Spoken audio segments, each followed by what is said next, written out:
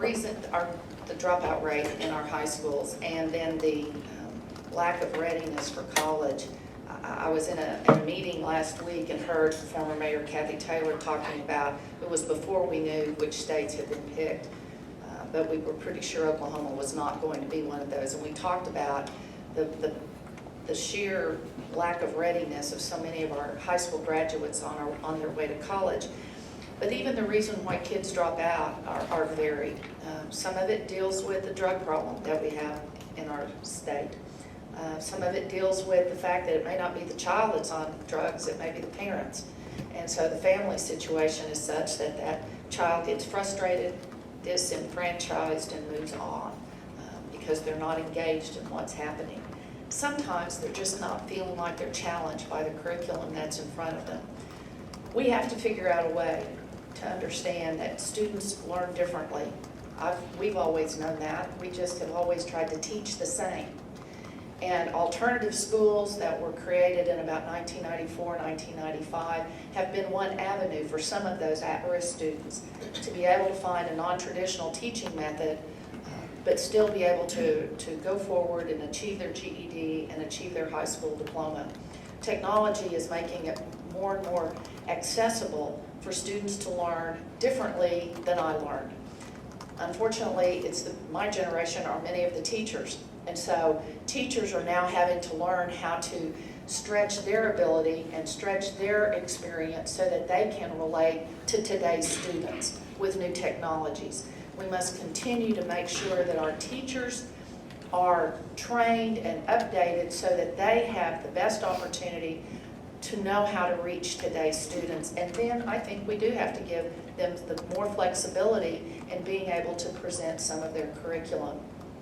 We have high school students that, if they had an opportunity, would do more than what is required.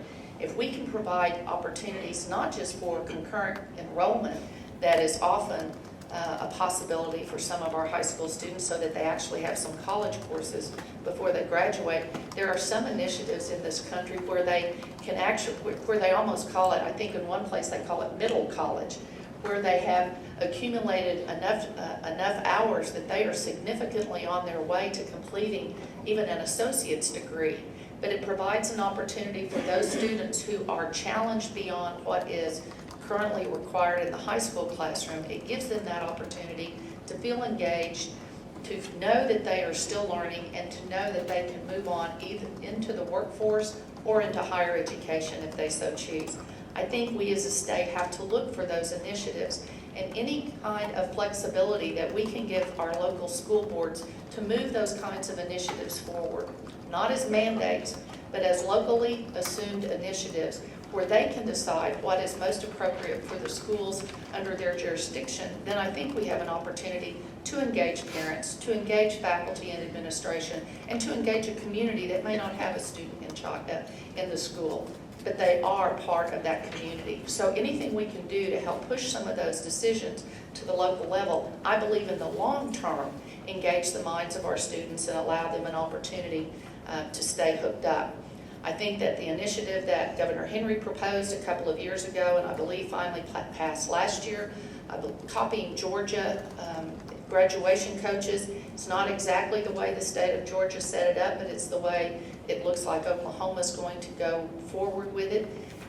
Allows people to assist current school administration and be able to work with at-risk students and put them on a path when they are failing, and help put them on a path so that they can regain their footing and can move toward that high school diploma so that they can move on with their life. Achieving that high school diploma for kids who don't think they can get one, who may be the first in their family to truly complete a high school education, can be a big step and a big motivator and a confidence builder to moving them out into the workplace.